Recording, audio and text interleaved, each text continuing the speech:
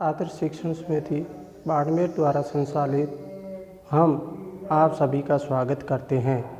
कक्षा द्वितीय विषय संस्कृत तृतीय पाठ सर्वनाम पदानि।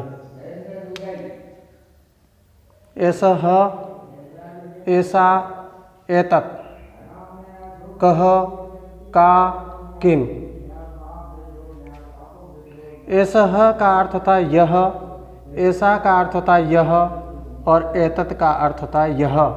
इन तीनों शब्दों का अर्थ यह होता है, परंतु इनका लिंग है वो अलग अलग है। एषः शब्द का लिंग है पुल्लिंग, ऐसा स्त्रीलिंग है और एतत् नपुंसकलिंग है। उसके बाद में कह का अर्थ है क्या या कौन। का अर्थ भी क्या या कौन है और किम का अर्थ भी क्या और कौन है, परंतु इनका अर्थ अलग अलग होता है। कह का अर्थ पुल्लिंग में होता है, का अर्थ स्त्रीलिंग में होता है और किम का प्रयोग नपुंसकलिंग में होता है। अब प्रश्न निर्माण करते हैं तो एषः कह ये पुल्लिंग शब्द के लिए करते हैं। ऐसा का इनका प्रयोग स्त्रीलिंग में करते हैं और एतत् किम इनका प्रयोग नपुंसकलिंग में करते हैं। तो एषः और कह प्रथम भाग में पढ़ा था, ऐसा और का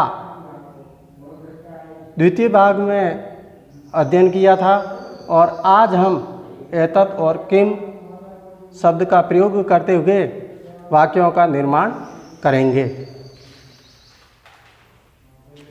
अब मंदिर का चित्र बनाया हुआ है। हिंदी में अपन कहते हैं कि यह मंदिर है, तो संस्कृत में वाक्य बनाएंगे तो यह को संस्कृत में कहते हैं एतत् और मंदिर को कहते हैं मंदिरम। एतत् यानी यह और मंदिरम यानी मंदिर, यह मंदिर है। उसी प्रकार पहला वाक्य है, अब प्रश्न निर्माण का वाक्य है। पीछे प्रश्नवाचक चिन्ह लगा हुआ है, तो इसके बारे में पूछा गया है। कमल का चित्र है आपके सामने और कमल के बारे में पूछा गया है कि एतत् किम, यह क्या है। तो संस्कृत में होता है एतत् कमलम। एतत् यानी यह और कमलम यानी कमल, यह कमल है। उसी प्रकार द्वितीय वाक्य, अब ऐनक चश्मे का चित्र है और पूछा गया कि यह क्या है। तो संस्कृत में कहेंगे एतत् किम।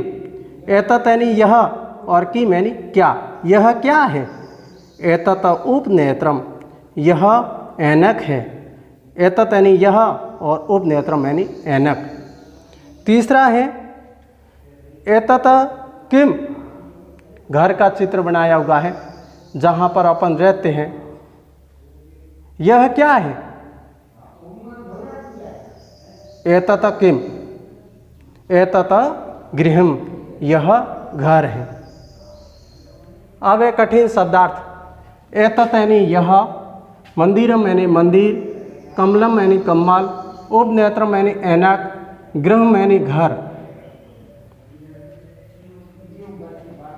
तो इस पाठ को और कठिन शब्दार्थ को कक्षा कार्य में करना है और आगे ये सातों गृह कार्य में प्रश्नोत्तर हैं। गृह कार्य में है पीछे खड़ी पाई है और पहला प्रश्न है खाली जगह छोड़ी हुई। उद्यानम है तो खाली जगह में क्या आएगा, एतत्। क्या आएगा, एतत्। और एतत् का अर्थ होता है यह। दूसरा है नगरम और खाली जगह में क्या आएगा, एतत्। एतत् नगरम। तीसरा है रामायणम। इसी प्रकार है, पहला बनाया है दूसरा बनाया उसी प्रकार एतत् उद्यानम, एतत् नगरम, एतत् रामायणम।